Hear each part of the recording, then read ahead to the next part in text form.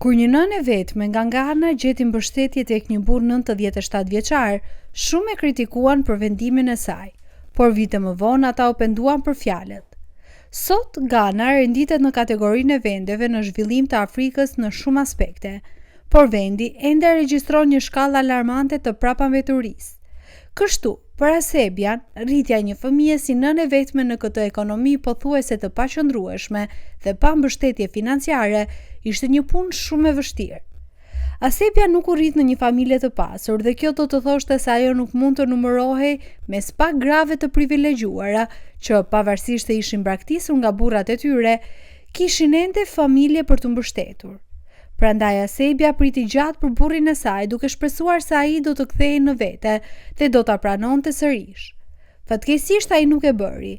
Megjithatë, Asebia zgjodhi të mbante shtazanin dhe pas 9 muajsh të gjatë, ajo lindi një fëmijë të bukur. Por partneri i saj ende refuzoi ta pranonte atësinë e tij. Kur mendon për rregullat e kulturës afrikane, do të kuptosh se Asebia ndodhi në telashe me shoqërinë. Ajo mund të gjykojë drejt për drejt ose të rthorazi, të poshtërojë dhe shpesh të shmangej. Ajo rriti fëmijën e saj vetëm për një kohë, derisa takoi Agiakasi Ngyanma, i njohur si Akwaboa, i cili ishte 83 vjeç në atë kohë. Asebia u intrigua nga personaliteti i burrit të moshuar, veçanërisht sepse ai kishte një zemër të mirë dhe një dashuri të sinqertë për njerëzimin. Megjithatë, Akwaboa ishte i martuar me 2 gra të tjera, me të cilat kishte lindur disa fëmijë. Edhe përkundër kësaj, Asebia nuk e kishte problem të misohej me Akwaboan. Të dy shkuan aq mirë sa u bën miq shumë të mirë në vetëm pak muaj. Akwaboa kishte arritur ta fitonte zemrën e saj dhe çifti u dashurua. Por, siç ndodh me çdo histori dashurie, lidhja e Asebias dhe Akwaboas nuk ishte pa ulë ngritjet e saj. Nuk është diçka e re që një vajzë e re të martohet me një burr aq të moshuar sa gjyshi i saj në Afrikë. Kjo ka qenë mënyra e jetesës që nga kohët e lashta. Në fakt, burrat më të moshuar konsideroheshin më të përgjegjshëm se të rinjt dhe për rrjedhoj preferoheshin si burra. Megjithatë, ndërsa kjo praktik ka qenë e zakonshme në 2 shekujt e fundit, 99% e këtyre vajzave ishin të detyruara të hynin në këto martesa. Është shumë e rrallë që një nuse e re të jetë dashuruar me burrin e saj të moshuar. Për këtë arsye, kur Asebia u tha disa miqve të saj, të paktën se ishte e tërhequr nga një burr 60 vjet më i madh se ajo, ata u tronditën plotësisht. Miqtë e Asebias menduan se ajo duhet të ishte më gjepsur nga Akwaboa. Thjesht nuk mund ta kuptonin idenë. Asebia ishte 21 vjeç në atë kohë dhe mjaft tërheqëse, pavarësisht se tashmë ishte nën. Por nga ana e saj, Asebia dinte që i dashuri i saj i moshuar ishte plotësisht i aftë të kujdesej për të dhe fëmijën, që ishte gjithçka që ajo donte nga jeta. Një gjë interesante në këtë histori është se Asebia pretendonte se i dashuri i saj i moshuar ishte mjaft elegant dhe energjik në shtrat, ndoshta më shumë se shumica e burrave të rinj. Akwaboa përdorte një ilaç vendas që i jepte virilitetin e nevojshëm dhe me sa duket, rezultatet ishin shumë të kënaqshme. Po përtej gjithë kësaj, gjëja emocionuese ishte se fëmia e Asebias tani kishte një figurë të drejtë për drejtë atërore, edhe nëse nuk ishte biologjike. Fatmirësisht, të dy të dashuruarit ishin takuar disa muaj pasi ajo kishte lindur. E gjitha ndodhi në vitin 2006. Asebia ishte detyruar të jetonte me tezën e saj në Agaja Arukrom, një fshat i vendosur mes Obuasit dhe Dunwas, që nga koha kur i dashuri i saj nuk kishte pranuar shtatzanin. Rastësisht, Akwaboa zotëronte plantacionin e kakaos në atë zonë. Nuk ju dhe shumë kohë që rrugët e tyre të kryqëzoheshin. Në situata si kjo, dikush mund të shqetësohet për 2 gratë e Akwaboas. Asebia mund të shihej si një konkurrente dhe një kërcënim, veçanërisht pasi ajo ishte shumë e re se të dyja. Konflikti mes 3 grave ishte i pashmangshëm, por burri bëri çmos për të mbajtur paqen mes të dashurave të tij. Pasi çifti filloi të dilte bashk, Asebia shpejt u bë e njohur si vajza që kishte një lidhje me një burr 4 herë më të madh se ajo në vendbanimin ku jetonin. Lajme të tilla përhapeshin shpejt. Kudo që shkonte, disa njerëz tregonin me gisht drejt saj, ndërsa flisnin me zë të ulët, dhe ata që nuk e quanin me emra të tmerrshëm, i drejtoheshin në mënyrë më poshtëruese. Fakti që Akwaboa ishte më i madh se Asebia nuk ishte problemi vetëm. Shumë njerëz besonin se Akwaboa ishte interesuar vetëm për jeninë e Asebias. Nuk do të kesh asgjë të mbetur kur ai të ketë mbaruar me ty, thoshin shpesh ata. Talljet dhe fyerjet shtoheshin dita ditës, por kjo nuk e ndryshoi mendjen e Asebias. Ata jetonin si burrë e grua, por me një ndryshim të vogël, nuk ishin martuar. Gjatë gjithë viteve që njihen, ata vetëm bashkëtonin. Situata të tilla nuk ishin të reja në Gan, ku termi i zakonshëm për të përshkruar këtë lloj lidhjeje ishte knocking.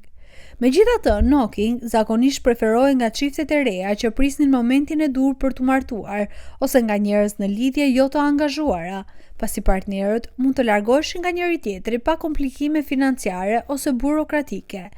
Gjithashtu, nëse burri ndoronte jetë, fëmijët mund të kishin pak ose as pak të drejtë mbi pronat e tij, ndryshe nga fëmijët e tij të tjerë të ligjshëm. Në 14 vitet që kishin jetuar bashk, Asebia i kishte dhënë Aquaboas 4 fëmijë të tjerë. Ishte një tronditje për të gjithë komunitetin, kur Asebia mbeti shtatzam për herë të parë.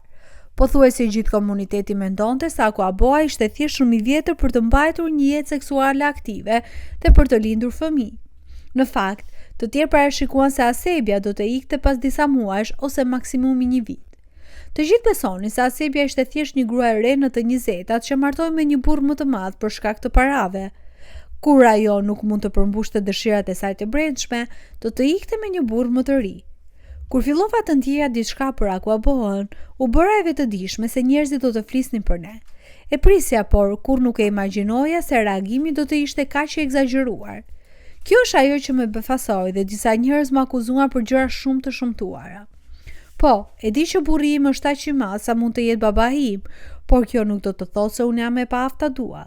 Jam thjesht e lumtur që burri im e di se ndjenjat e mia janë të vërteta dhe kjo është gjithçka që ka rëndësi, tha Asebia në një intervistë. Derisa ajo lindi fëmijën e saj të katërt, talljet ishin shtuar edhe më shumë. 4 fëmijë dhe asnjë martesë duhet të thoshte se Aquaboa po përfitonte nga naiviteti i Asebias. Edhe Asebia duhet të ishte shqetësuar në këtë fazë, sepse parashikimet e njerëzve duket se po bëheshin realitet.